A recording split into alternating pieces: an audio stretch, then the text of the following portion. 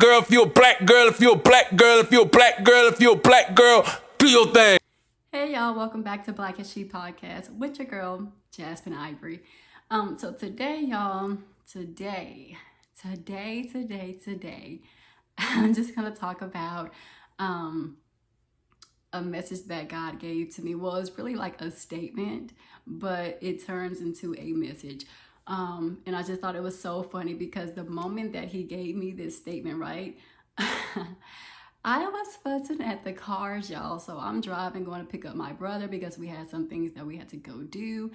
And like my real biological brother, because people are like, brother, I have two older brothers, y'all. So I was going to pick up one of them, biological brothers.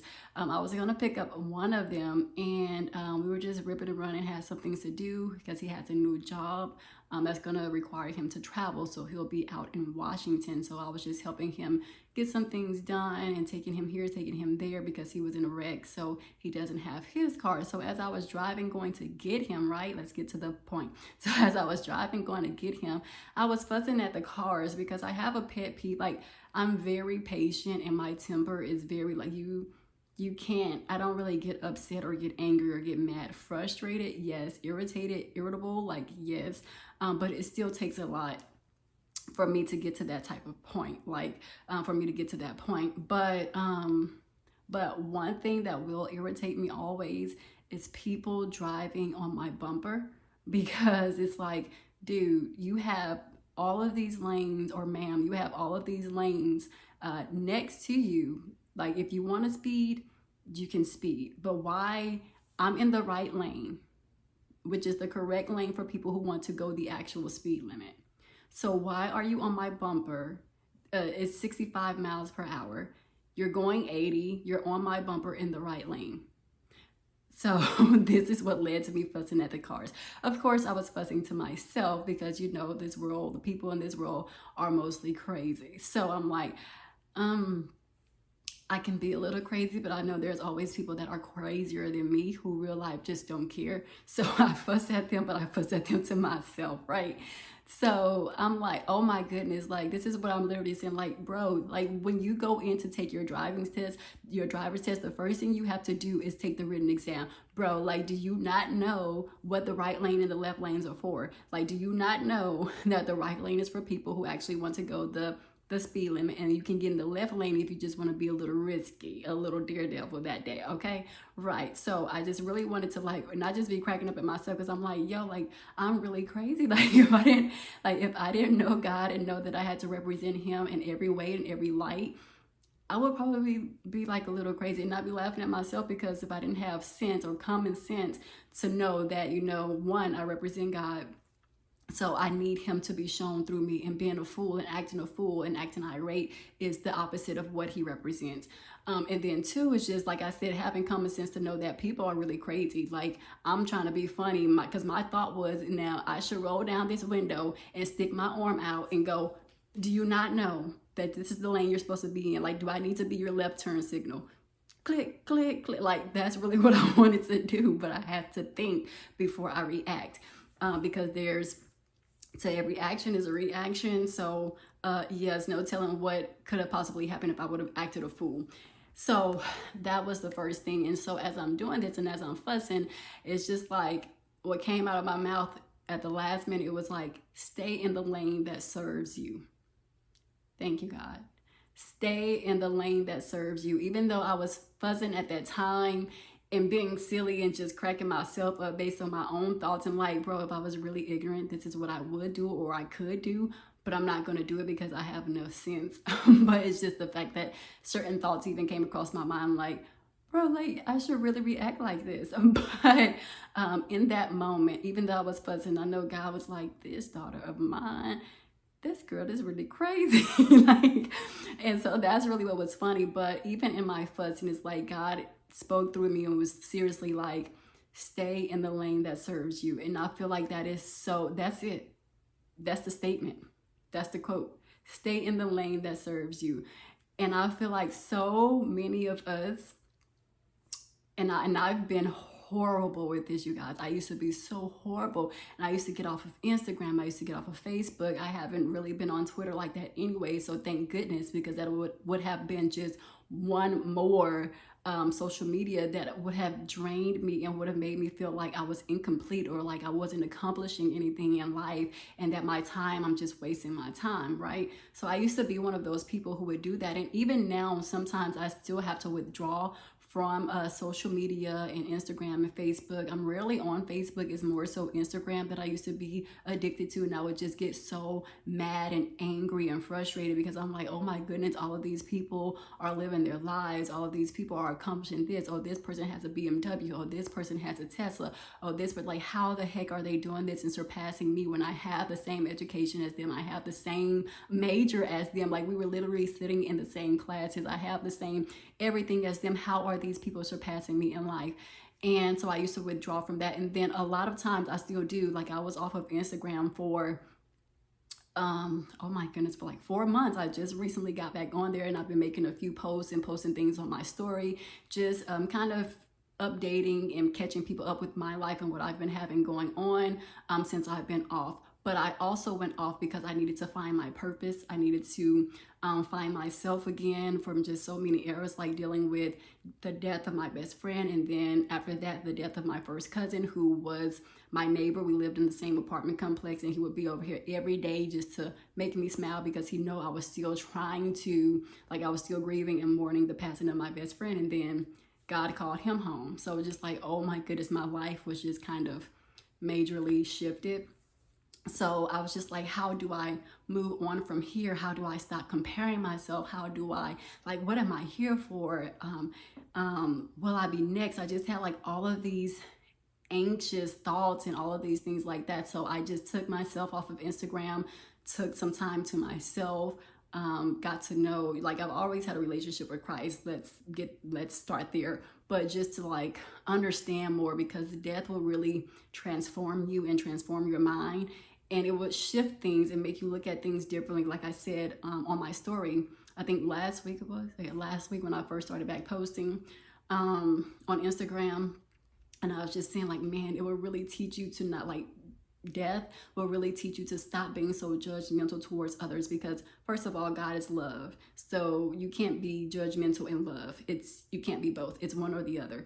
So when all of that happened and transpired in my life, just with the people around me and who I was the closest to, and understanding that they're no longer here, accepting that they're no longer here, and then just having a daily process of comprehending things and steady talking to God and trying to get clarity and understanding of everything in the right time. Because even though I want answers now, some of my answers still haven't been answered, but some of them have. So just spending a lot of time with God, and just I haven't still really been in my Bible as much as I used. Like, I used to be engulfed in my Bible. So I'm still, like I said, it's a daily process. Like, you don't have to do everything like at the snap of a finger, at the drop of a dime. But just, it's at your own pace. And I say all that to say this. I feel we fall into this trap of comparison, that like they say, comparison is the thief of all joy.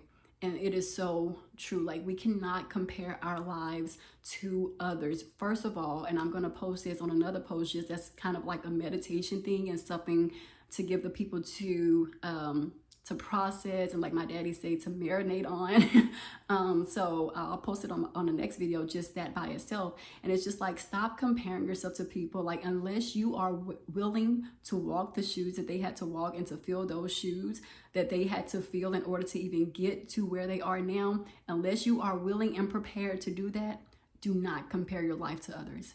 Do not compare where you are to the life of others who are in a better place right now than you are, because everything is temporary. You could be on top tomorrow and they can be down, or you can be down today and then on top tomorrow. So stop comparing yourself to others. And this is also, I'm talking to myself too, like, stop comparing. It's as a reminder, stop comparing yourself to others in their life, because that's their path. That's the life that they chose, and God just moved because they were serious about it and committed to doing it and consistent in doing it and trying to get there. So, and we don't know what it took for them to get there. So we have to stop doing that. Like, if you're, You don't know, like for me, you don't know the smile that I have on my face today. You don't know how long it took me to get this genuine smile back. You don't know the days and the nights and the mornings I spent crying. You don't know the 3 a.m. wake ups in the morning that I had to run to the restroom just to breathe, because it's like an open, like my whole apartment is an open space. But because I didn't want to run outside and look extremely crazy, I just ran to my restroom just to like breathe, because I was just fear and anxious, like, oh my goodness, all of them around me have been taken. Like, is it going to be me next? Like, I didn't even want to sleep. So I had to fight to literally get this smile back. And I did it with God and his grace and his mercy, and just talking to him on a daily basis, and to just letting him and allowing him to intervene in my life.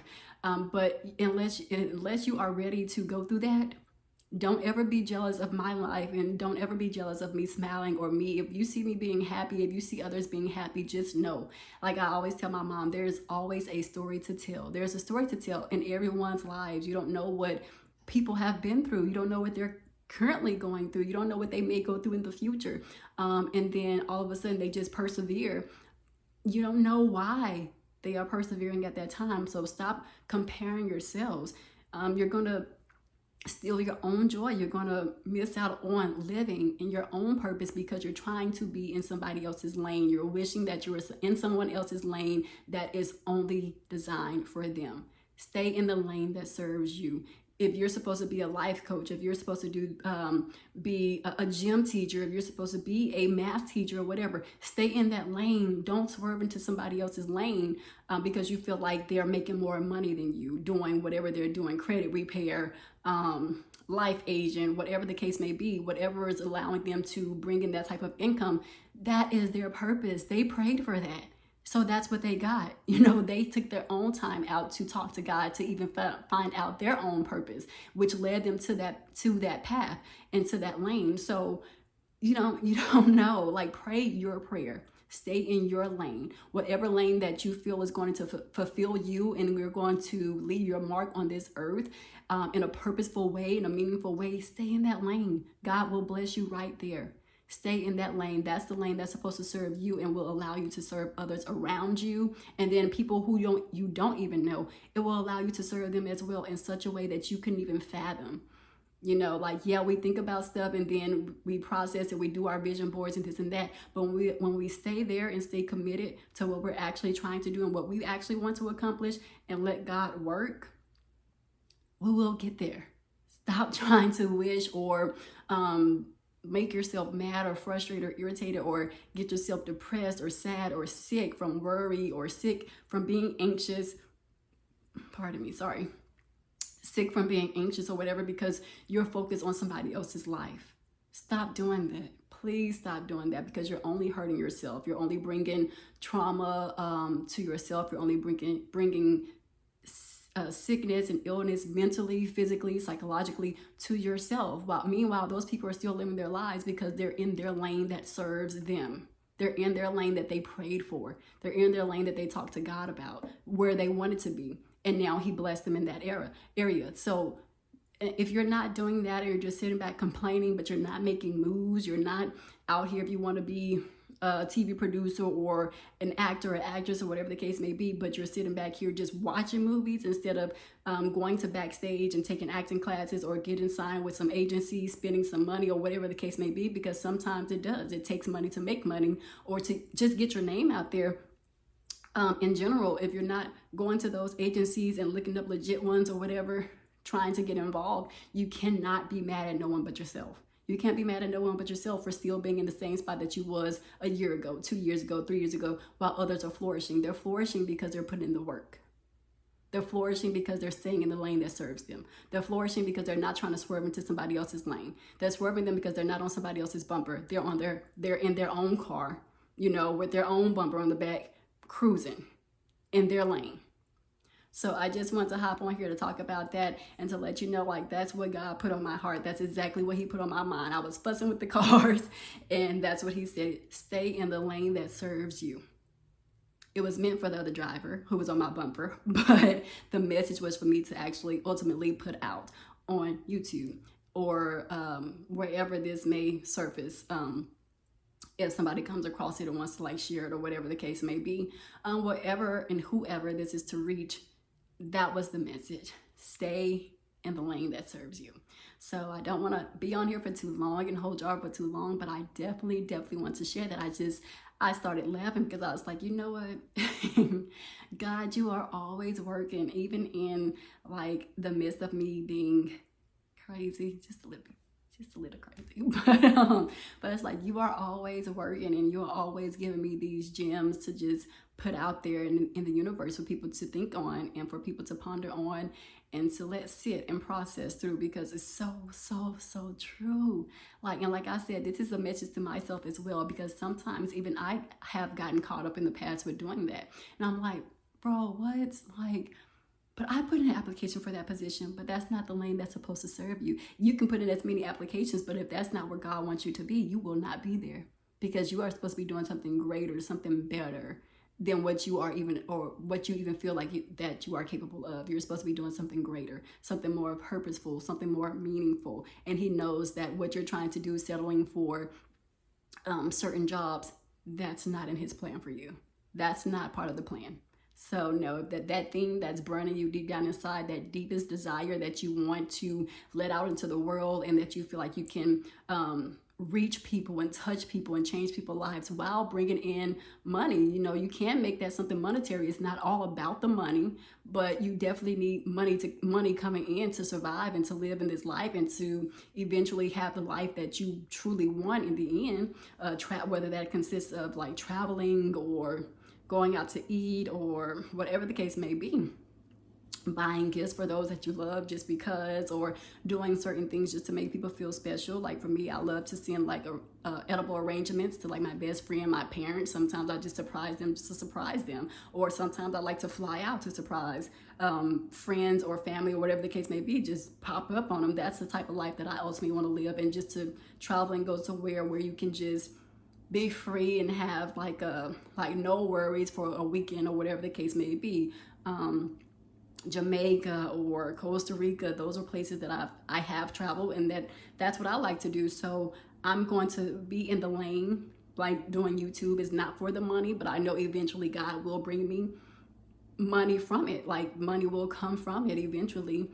But I'm also ultimately serving my purpose. Like, I don't like to be on YouTube, to be honest. I don't like being vulnerable, because I feel like people can take that and then make a mockery out of it, and that has been done to me in the past. So I really don't like doing YouTube, y'all, but it's my purpose. It's part of my calling. So this is one thing that's down, and probably like 5 other things that's to come.